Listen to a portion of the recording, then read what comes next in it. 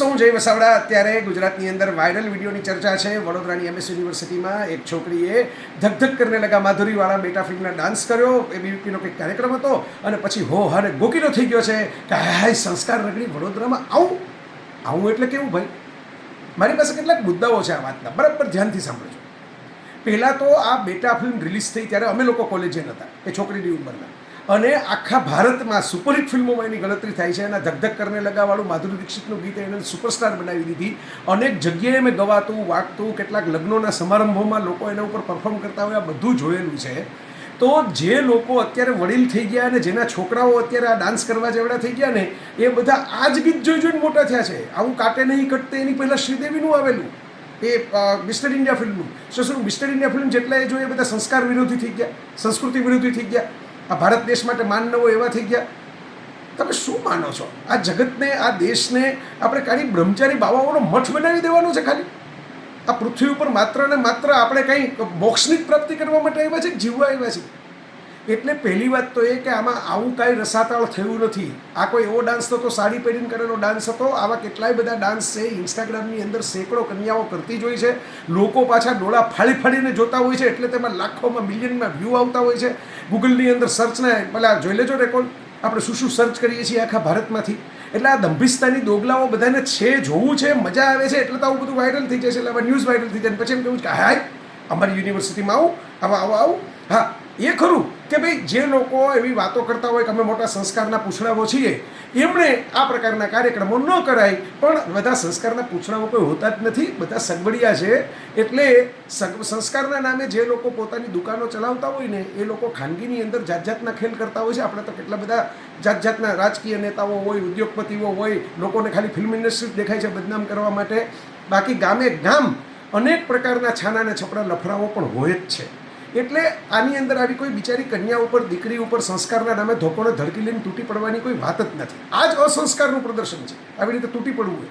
મને યાદ છે કે એક વખત એક ફિલ્મ રિલીઝ ન થવા દેવી જોઈએ એવો એક હોબાળો થયો હતો, જે પછી સુપ્રીમ કોર્ટના આદેશથી રિલીઝ થવા દીધી હતી. એને સુરતની અંદર ડ્યુટી ઉપર રહેલી મહિલા પોલીસ કર્મી, પોલીસ કોન્સ્ટેબલ ફિમેલ, એની ઉપર સંસ્કાર અને સંસ્કૃતિના નામે જે ફિલ્મનો વિરોધ કરવા માટે બધા ઝંડાધારીઓ નીકળ્યા હતા, એને એની છેડતી કરી લીધી. બોલો, એ નીકળતા એટલા માટે કે ભાઈ ફલાણી ફિલ્મ છે એ બહુ ગંદી છે અને એ અમારી આબરૂ અને અમારી ઇજ્જત જે છે સ્ત્રીઓને આવી રીતે ચિત્રે છે, એટલે રિલીઝ ન થવા દેવી જોઈએ. અને એ જે ટોળું નીકળ્યું હતું સંસ્કારનું કસ્ટોડિયન બનીને, એણે કોન્સ્ટેબલની જ છેડતી કરી લીધી. મહિલા કોન્સ્ટેબલ કંઈક દેખાડી. એટલે આટલો તો કુંઠિત આપણો સમાજ છે. આ બાબતે આપણા ઋષિઓ, આપણા પૂર્વજો આવા નહોતા. એમને રસિકતા પણ જીવનનો એક અંગ જ ગણેલું. એમને સેક્સને, કામને દેવ ગણેલા, દાનવ નથી ગણેલા. કૃષ્ણ ભગવદ્ ગીતામાં કહે છે કે હું કામ છું અને ધર્માનું રાગી કામ છું એવું કહ્યું છે. પછી એમને ધર્મનો અર્થ એવો કે બ્રહ્મચર્યવાળો કામ છે એવું નહીં, બળાત્કારવાળો કામ નથી, એટલું જ ખાલી સ્પષ્ટતા કરી છે. પણ જવા જોઈએ તો બધી બહુ ડીપ વાત થઈ ગઈ, એમાં તો આપણે પડવાની જરૂર નથી. આપણે આ મુદ્દા ઉપર આવીએ કે સંસ્કાર નગરી એટલે શું? એક જ નગરી સંસ્કારી હોય તો બાકીના બધા શું અસંસ્કારી નગરીઓમાં પેદા થયા છીએ? તો સંસ્કાર નગરી દરેકને પોતપોતાનું વતન ભાલું જ લાગતું હોય, દરેક ફ્લેવર હોય, વાનગીની પણ ફ્લેવર હોય, કોઈક ને કોઈક જગ્યાની કોસ્ચ્યુમની પણ ફ્લેવર હોય, ડાન્સના સ્ટેપની પણ ફ્લેવર હોય, ધેટ્સ ફાઇન. પણ સંસ્કાર નગરી વડોદરા મને તો બહુ ચાહે છે અને મને તો કેટલી વખત ત્યાં કાર્યક્રમો માટે બોલાવે છે. તો મારે મેં ત્યાં પણ જાહેરની અંદર કહ્યું છે કે કેમ આ HMS યુનિવર્સિટીની અંદર કેટલા બધા સયાજીરાવના સમયના ભવનો છે, એના પોપડા ખડી પડેલા પડ્યા છે, જ્યાં ફિલ્મ મેકિંગ માટે લોન આપવામાં આવતી. દાદા સાહેબ ફાળકેને ફિલ્મ બનાવવા માટેની પ્રેરણા મહારાજા સયાજીરાવે વડોદરાના મહારાજાએ આપી. એટલે રાજા રવિ વર્માને ચિત્રો બનાવવાની પ્રેરણા વડોદરાના મહારાજાએ આપી. હવે રવિ વર્માના ચિત્રો એ જમાનામાં કેટલાક લોકોને અશ્લીલ લાગતા જાય, આજે કરોડોમાં વેચાય છે. અને જે દાદા સાહેબ ફાળકેને ફિલ્મ બનાવવા માટેની પ્રેરણા મહારાજાએ આપી, એ જ ફિલ્મ ઉદ્યોગ છે આ ભારતનો. હિન્દી સિનેમા ફિલ્મ ઉદ્યોગ જેને આપણે કહીએ છીએ, વડોદરાના મહારાજામાંથી શરૂ થયેલું. એ જ ફિલ્મ ઉદ્યોગની અંદર ભારતીય સેન્સર બોર્ડે પાસ કરેલા અને ચિત્રહારની અંદર હજારો વખત લોકોએ જોઈ લીધા હોય, એ ગીતની અંદર કોઈ ડાન્સ કરે ત્યારે તમને એમ લાગે છે કે સંસ્કારનું હરણ થઈ ગયું? આ કઈ જાતના સંસ્કારની વ્યાખ્યા છે આપણી? મારા મિત્રો, તમારે શાંતિથી વિચાર કરો, કારણ કે વિચાર કરવું એનું નામ જ એજ્યુકેશન છે. ખાલી ભણીને ડિગ્રી લઈ લેવી એનું નામ એજ્યુકેશન નથી. થોડુંક વિચાર કરો કે સંસ્કાર એ છે કે જ્યારે બીજાને તમે કંઈક મદદરૂપ થાઓ. સંસ્કાર એ છે કે તમે જ્યારે કોઈકની વાત સમજો. સંસ્કાર એ છે કે તમે કોઈક બાબતનો ઊંડો અભ્યાસ કરો. સંસ્કાર એ છે કે તમે અમુક બાબતોની અંદર માન રાખો. આ છોકરીએ કોઈ શોકસભાની અંદર જઈને કોઈ મૃતકની ખેકડી ઉડાડવા માટે આવું નૃત્ય કર્યું હોત તો બરાબર છે કે તમે એમ કહો કે આ સંસ્કારી કૃત્ય છે. જુવાન ઉંમરે માણસો નાચે નહીં તો શું કરે? ગૌમૂત્ર પીને ગાયના છાણા છાપે? કરે શું? અહીં તો એવા લોકો પડ્યા છે કે જે પતિ પત્નીને એકબીજાનો હાથ ન પકડવા દે જાય. તો યંગ એજ જ એના માટે છે કે માણસો ડાન્સ કરે. પછી શું સિનિયર સિટીઝન ડાન્સ કરે? તમે વ્હીલચેરની અંદર હો, તમારા હાડકા છે એ બરડ થઈ ગયા હોય, તમને ડૉક્ટરો ના પાડતા હોય કે વોકર લઈને ચાલજો, ત્યારે તમારે ઠેકડા મારવા હશે ને તોય નહીં મળે. પહેલાં તો તમે એ જુઓ કે એટલું અઘરું નૃત્ય છે. આ ધક કરને લગા માધુરી કરી શકી, કે ભાઈ કાટે નહીં કટતે શ્રીદેવી કરી શકી. ઘણી અભિનેત્રીઓ એની કોપી પણ નથી કરી શકતી, એટલા અઘરા સ્ટેપ છે. તો કોઈ છોકરી કરી લે આવા કોઈ કોરિયોગ્રાફરની મદદ વિના, અને એને તો કેટલા ટેકમાં કર્યું હશે, સિંગલ ટેકમાં, તો એને તો બિરદાવવી જોઈએ. આપણે કળા છે. કોણ કહે છે કે આ કળા નથી? શૃંગારિકતા એક કળા જ છે. ભારતની અંદર તો ખાસ વિશેષ કળા છે. એટલે મને તો યાદ છે એમએસ યુનિવર્સિટીમાં પણ એક જમાનામાં તો બહુ ફ્રીડમવાળી યુનિવર્સિટી ગણાતી હતી. અખબારની અંદર એક કોલમ આવતી યુવાનોની સમસ્યાની, એમાં એક કુરેશી સાહેબ હવે તો ગુજરી ગયા, એ બધા સમસ્યાઓના જવાબ આપતા અને રસ તપાવતી બધી વાતો લખતા. એ એમએસ યુનિવર્સિટીના કેમ્પસમાં આમ થતું ને તેમ થતું એવું લખતા. મને એમાં પડવું નથી. હું તો એમ માનું જ છું કે કેમ્પસ લાઈફની પોતાની એક મજા છે. ખાલી ભણવું એ જ મહત્ત્વનું નથી. ગ્રુમિંગના આ બધા પણ ભાગ છે. તમારી એક ઉંમર હોય, એ ઉંમર જવાનીની ઉંમરે તમને સ્ફૂર્તિ હોય, ગતિ હોય, બ્યુટી હોય, ફેશન હોય, જલસો પડતો હોય જીવવામાં, તમારે નાચવું ગમતું હોય, ગાવું ગમતું હોય, લોકોને આકર્ષિત કરવા ગમતા હોય, કોઈના આકર્ષણમાં ખોવાઈ જવું ગમતું હોય, આમાં દરેક વખતે વાળ બાંધવાથી કંઈ યુવાની બીજું કાંઈ નથી કરવાની. થોડુંક વધારે ભણશે ને થોડુંક વધારે સમૃદ્ધ કુટુંબના હશે, યુવાનો ભાગી જાય છે દેશ છોડીને. પછી આવા વાતાવરણને કારણે, કારણ કે આપણે ધીરે ધીરે ખાલી ટ્રોલિયાઓની જ વસ્તી વધારતા ગયા છે. તો આ મુદ્દાઓ જો તમે બરાબર સમજાવો તો ઇસ્યુ કેટલા બધા છે. કોર્પોરેશનની ચૂંટણી આખા ગુજરાતની અંદર આવી રહી છે. કેટલા લોકો ગટરના મામલે, રખડતા કૂતરાઓના મામલે, રખડતા ઢોરના મામલે, કદાચ અત્યારે થોડું ઘણું બધું સારું દેખાશે, પણ રોડમાં પડેલા ખાડાના મામલે બોલે છે. વડોદરાની અંદર તમે વિચાર કરો, કેટલો બધો વરસાદ પડે જાય ત્યારે પાણી ઉભરાઈ જાય છે. કેટલા બધા લોકો એના માટે પ્રયત્ન કર્યો છે કે કેવી રીતે એનું ટાઉન પ્લાનિંગ સરખું કરવું. આ ઇસ્યુ નથી દેખાતો કોઈને. કોઈ યુવાન નેતાગીરીને આમાં કંઈ આગળ વધવાનું નથી દેખાતું, એવો કોઈ પ્લાન કરવાનું નથી દેખાતું, એના માટે વિડીયો વાયરલ કરવાનું નથી સૂચતું. કેટલી બધી ઘટનાઓ બની જાય છે આપણે ત્યાં. અકસ્માતથી માંડીને આપણા જ પૈસે બનેલા કેટલી બધા સ્ટ્રક્ચર છે એ તૂટી જતા હોય એવી, ત્યારે સંસ્કારહીનતા નથી દેખાતી. કોઈ મનફાવે એમ ગુટકા ખાઈને ગમે ત્યાં થૂકે કે ગમે ત્યાં સિગરેટના ધુમાડા ફેંકતા હોય, એને ગમે ત્યાં બધી ગંદકી કરતા હોય, અસ્વચ્છતા કરતા હોય, ટોળાની જે બધી ભીડ કરતા હોય. અને ધાર્મિક બાબતોની અંદર આપણે ત્યાં નકલી પનીર પકડાય છે, એ તો સમજવા જો. નકલી ફરાળી પેટીસ પકડાય છે, લોકો ઉપવાસ રાખ્યા હોય અને ઉપવાસ તૂટી જાય એવી. ત્યાં સંસ્કારનો ભંગ નથી દેખાતો. માણસો મરી જાય એ પ્રકારના કૃત્યો થાય, એમાં સંસ્કારના ભંગ નથી દેખાતા. પણ કોઈક નાચે, જરાક આકર્ષણની વાત આવે, જરાક મેલ ફિમેલ સેક્સ્યુઅલ એટ્રેક્શન આવી જાય, જરાક કંઈક મસ્તીવાળી વાત આવે, એટલે બધાને સંસ્કારના ભંગ દેખાવા લાગે. ગજબનાક આ પતન. એટલા માટે હું કહું છું મિત્રો કે જે ઈરાનની અત્યારે બહુ ચર્ચા છે ને, મેં એના ઉપર લેખ લખેલા છે ઘણા, પણ વાંચવાની ટેવ લોકોને હોતી નથી. 5 રૂપિયા ખર્ચીને છાપું વાંચતા નથી, મફતમાં ડિજિટલમાં હોય તો લાંબુ વાંચતા નથી. તો એમાં મેં આ ખાસ વાત મૂકેલી. આવા જ મુદ્દાઓ આજે ઇસ્લામિક શાસન ઇરાકમાં જે રિઝિમ ચેન્જની વાત આવે, પીએચડી થયેલા લોકો છે, આપણને ખબર પડી ગઈ ને, વિદ્વાન લોકો છે, ભણેલા લોકો છે, એમ જુઓ તો બહુ આભિજાત્યવાળા શાલીન લાગે એવા લોકો છે. ઘણું બધું સાયન્સની અંદર ને એમાં સમજે છે, વારસાની વાત સમજે છે, ધાર્મિકતા સમજે છે. પણ આ ધાર્મિક ઇસ્લામિક લીડરશિપ જે ઈરાનની અંદર આવી, ત્યારે એ લોકોનો આ જ મુદ્દો હતો. એ મુદ્દે તો એમણે ક્રાંતિ કરીને શાહને ભગાડી દીધો ઈરાનના, કે ભાઈ આ વેસ્ટર્નાઇઝેશન થઈ ગયું છે, ઈરાનનું પશ્ચિમીકરણ થઈ ગયું છે, ઈરાનની યુવા પેઢીને આપણે બચાવવાની છે અને આપણા મૂલ્ય તરફ લઈ જવાની છે, આપણા સંસ્કાર આપણે પાછા એસ્ટાબ્લિશ કરવાના છે.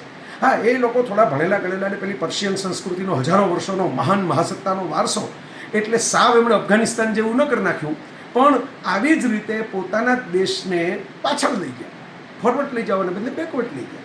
એમાંથી તો હોળી સળગેલી છે. બાકી ઈરાન એક મહાસત્તા ગણાતી હોત અત્યારે. ઈરાનની અંદર આ જ પ્રભાવ હોત. જરૂરી નથી કે તેમણે અમેરિકાનું બગલ બચ્ચુથી જ મહાસત્તા થઈ હોય, પણ એક મોડર્ન લાઈફને, સ્ત્રીઓને પોતાની રીતે ખુલ્લી વ્યક્ત થવાની અભિવ્યક્તિને, સ્વતંત્રતાને, યુવાનોને પોતાની રીતે જીવવાની, ફિલ્મો બનાવવાની, આ બધી જે આઝાદી જે હતી એ ધીરે ધીરે ધર્મના નામે, ઇસ્લામના નામે તે છીનવી લેવામાં આવી. એનું તો બંધિયારપણું આવ્યું ને એમાંથી તો આ હોળી સળગેલી છે. આ હોળી કાયમ માટે દુનિયાભરની અંદર, એ જર્મનીના હિટલરનો તમે ઇતિહાસ જોઈ લો, બધા આમ જ સળગતી હોય છે કે હાય સંસ્કૃતિનું અધપતન થઈ ગયું, નવી પેઢીને આપણે એમાંથી બચાવવાની છે. સાહેબ, નવી પેઢી ઈશ્વર તૈયાર કરે છે, કોઈ વ્યક્તિ તૈયાર નથી કરતી. ઈશ્વર પણ પરિવર્તન લઈ આવે છે. એને પણ એમ લાગે છે કે હવે આ દુનિયામાં ચાકડામાં જૂનો માલ બહુ થઈ ગયો, હવે આપણે ચાકડો ચેન્જ કરીએ અને આપણે કંઈક નવી પરિવર્તન લઈ આવીએ. આ મોબાઈલ જેમાં હું વિડીયો શૂટ કરું છું, જે મોબાઈલમાં તમે આ વિડીયો જોતા હશો, એ પણ ઈશ્વરે આ ગુપચુપ લઈ આવેલું પરિવર્તન જ છે ને. ઈશ્વર એટલે સર્જનહાર, એટલે કુદરત, નેચર, તમે જે શબ્દ વાપરવો હોય. તમે નાસ્તિક પણ હોઈ શકો, પણ ભારત દેશની અંદર કોઈ છોકરી કોલેજના ફંક્શનમાં નાચે તો એ તો સેલિબ્રેશન, ઉત્સવનો વિષય છે. માણસ મોજમાં આવે તો નાચે, અને નાચે અને ઇન્વાઇટિંગ પોઝિશનની અંદર નાચે તો પેદા જ કેવી રીતે થઈ જાવ મારા જેવા બોલવાવાળા અને તમારા જેવા સાંભળવાવાળા? કોઈ ઝાડ ઉપર ટેપકા છે? કોઈ મંગળના ગ્રહમાંથી સીધા પાર્સલ થઈ ગયા છે? આમાંથી તો પેદા થયા છે. આ બધા આકર્ષણની રમતમાંથી, આ શૃંગાર રસમાંથી, આ રસિકતામાંથી જિંદગી જીવવા આવ્યા હો તો આને જરા ધ્યાનથી જીવી લ્યો, મોજથી જીવી લ્યો. બીજાને નળોમાં, બીજાને કરડોમાં, આપણને આપણા પ્રાયોરિટીઝ નથી સમજાતી, આપણને આપણા ઇસ્યુઝ નથી સમજાતા, આપણને ખબર નથી પડતી કે આપણે શું કરવાનું છે અને શું નથી કરવાનું. અને માત્ર જ્યાં સોફ્ટ ટાર્ગેટ દેખાય, જ્યાં સામો પડકારો ન થાય, જ્યાં લડી ન શકાય, ત્યાં આપણે તૂટી પડીએ છીએ. આવી રીતે રાક્ષસી રીતે ટોળાઓ બનાવીને ગમે તેમ કોમેન્ટ કરવા માટે. એમાંય છોકરીની વાત આવે એટલે તો ખાસ, કારણ કે મોટાભાગનાને તો મળી નહીં, એટલે કે હાથમાં ન આવી હોય એટલે તમને વધારે કકળાટ થાય કે ભાઈ આ વ્યક્તિ તો આપણને મળી નથી, તો એનું જે થવું હોય થાય. એના ચરિત્ર વિશે ગમે તેમ એલફેલ બોલવા લાગો. આ જ ચાલે છે.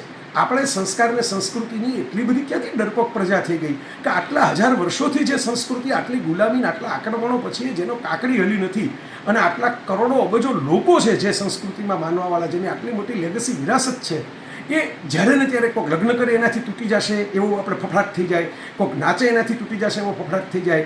અને પાછું આપણે પાછા એવું કહીએ કે ભાઈ હા, ફિલ્મવાળાઓએ દાંત વાળ્યો છે. અરે ફિલ્મો તો આપણો સોફ્ટ પાવર છે. આપણી ફિલ્મો પાસે પોતાના ગીતો છે. હમણાં તો આશા ભોસલેને આપણે ઉછળી શ્રદ્ધાંજલિ આપી. તો આશા ભોસલે આ ગીતો ગાવા માટે તો એક જમાનામાં બદનામ થયા હતા કે ભાઈ લતા દીદી તો બહુ ઠાવકા ગીતો ગાય, અને આશા દીદી શું ગાય? તો કે આશા દીદી તો ઈના મીના ડીકા ગાય ને, એ તો રેશફી જુલ્ફો કા અંધેરા, એ જમાનાનું ધક કરને લગા. તો એ વખતના હેલનના બધા ડાન્સ જે છે, આ હેલનના ડાન્સ ક્યાંથી આવ્યા? અને જેના વિશે અત્યારે કેટલા બધા લોકોએ બતાવ્યા કે પિયા તું હબ તો આજા, હા હા હા, યે મેરા દિલ પ્યાર કા દીવાના, ઓહો, એના કપડાં, એના ડાન્સ, એ ગાયરેશન્સ, એ પેલ્વિક થ્રસ્ટ, એ બધું જોયું નહીં કોઈ? એ જમાનામાં એ જોનારા લોકો પણ દાદા દાદી બની ગયા, એના છોકરાઓ મમ્મી પપ્પા બનીને ધક કરને લગાની બધું જોઈ લીધું, અને એ મોટા થઈ ગયા. અને અત્યારે સિગ્ની સ્વિનીનું યુફોરિયા જોનારી પેઢી એ મોટી થઈ જશે. જેને ખરેખર નોર્મલ લાઈફ જીવે છે ને, એને કાંઈ આ વસ્તુ રહેતા નથી, મોજ કરે છે, જોવે છે, હસી ખુશીને પછી ભૂલીને આગળ વધે છે. પણ જે લોકો કુંઠાથી ગ્રસ્ત છે, જે લોકો સાયકિક છે, જે લોકોને બીજાને પરેશાન કરવામાં એક વિકૃત પ્રકારનો પિશાચી આનંદ આવતો હોય છે, એ જ આ બધી સળીઓ કર્યા રાખે છે, એમને જ બધી બીક લાગ્યા રાખે છે. એ જ ટોળા બનાવીને ગુસ્સા કરે છે કે હાય હાય આપણું પતન થઈ જશે. સાહેબ, કોઈનું પતન થવાનું હશે તો ઈશ્વર નક્કી કરશે. આટલો બધો આપણે આસ્થાની વાત કરીએ છીએ તો એ તો નિયતિ નક્કી કરશે, વિધાતા નક્કી કરશે કે કોનું પતન કરવું, કોનું ઉત્થાન કરવું.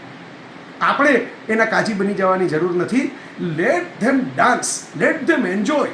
નવી પેઢી આવી છે, એને મજા કરવા દો. અને બસ સિમ્પલ લોજિકની વાત છે, આકર્ષણ સર તો ભરા હુઆ હૈ ઇસ જગ કા કોના કોના. તો આ આકર્ષણ તો આખા પૃથ્વીની અંદર છે. તો ઇસ આકર્ષણ સે મુક્ત કોણ હૈ? ये વિચારવાનો વિષય છે. કોણ છે મુક્ત આકર્ષણથી? કોઈ મુક્ત નથી. બધાને ગમે છે એટલે તો ધ્યાન ખેંચાય છે. અને ગમે છે એટલા માટે કે પ્રકૃતિએ સંવેદનો જ મૂક્યા છે તમને વધારે ગમે, કારણ કે પ્રકૃતિને રિપ્રોડક્શનમાં રસ છે. એણે ફૂલોમાં રંગે એટલે આપ્યા છે અને સુગંધી એટલે આપી છે. તો આમાં કંઈ આટલા બધા ખીજાઈ જવાની, આટલા બધા દુઃખી થઈ જવાની, આટલા બધા મૂંઝાઈ જવાની અને આટલા બધા અકળાઈ જવાની જરૂર નથી. આપણે જ અત્યારે આજે ચૂંટણી આવી ત્યારે 5 વર્ષમાં આપણા અધિકારીઓ કે જનપ્રતિનિધિઓ પાસેથી હિસાબ માગી શકશું, એમના નામ જોગ એમને કંઈક કહી શકશું, એમના ઉપર વિડીયો બનાવીને બોલી શકશું. સામાન્ય નાગરિક તરીકે વિચારજો. રાજકીય એજન્ડા જેના હોય એમને મુબારક. સામાન્ય નાગરિક તરીકે વિચારજો. ત્યાં આપણી હિંમત નથી ચાલતી. ખબર છે કે ખોટું થાય છે તો એ નથી ચાલતી, બરાબર? પણ કોઈક વિદ્યાર્થી સામે, કોઈક યુવક યુવતી સામે, કોઈક જોડું બગીચામાં બેઠું હોય ત્યાં, કોઈક ચુંબન કરતું હોય ત્યાં આપણે ફૂલાઈને ફાળકો થઈ જઈએ છીએ. ત્યાં આપણે મોટા મોટા વીર શુરવીર બહાદુર થઈ જઈએ છીએ. ત્યાં આપણે અચાનક છે એ બધા જ પ્રકારનું આપણું પૌરુષ, આપણું સુરાતન, આપણી વીરતા, આપણી મહિલા મર્યાદા બધું જ જાગૃત થઈ જાય છે. ગજબનાક મેં કીધું એમાં દંભિસ્તાન છે. એટલે હું આઈ સ્ટેન્ડ બાય કે ભાઈ યુનિવર્સિટીઓમાં નાચ ના થાય તો ક્યાં થાય? નવી પેઢી ડાન્સ નહીં કરે, જલસા નહીં કરે તો કોણ કરશે? જૂની પેઢીવાળા કરશે. કોણ કરશે? જે લોકોના હાથ ધ્રુજવા લાગ્યા, કરતલીવાળા થઈ ગયા એ કરશે. જેને પાર્કિન્સન્સ થઈ ગયો છે મારા પપ્પાની જેમ, એ લોકો કરશે. સાહેબ, આ ઉંમર પાછી નથી આવવાની. મોજથી જીવી લ્યો, માણી લ્યો આ જિંદગીને, આ જગતને.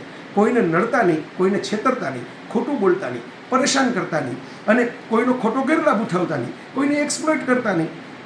બાકી પ્રેમ કરવો હોય તો પ્રેમ કરો, અને શૃંગાર રસિક કંઈક વાતાવરણ રચવું હોય તો એ રચો, અને જલસો તો કરી જ લ્યો. Life is a party, life is a celebration. ખરેખર જો ભારતનો અભ્યાસ કર્યો હોત ને તો ખબર પડે કે ઉત્સવ અમાર જાતિ, આનંદ અમાર ગોત્ર, એ છે ભારત.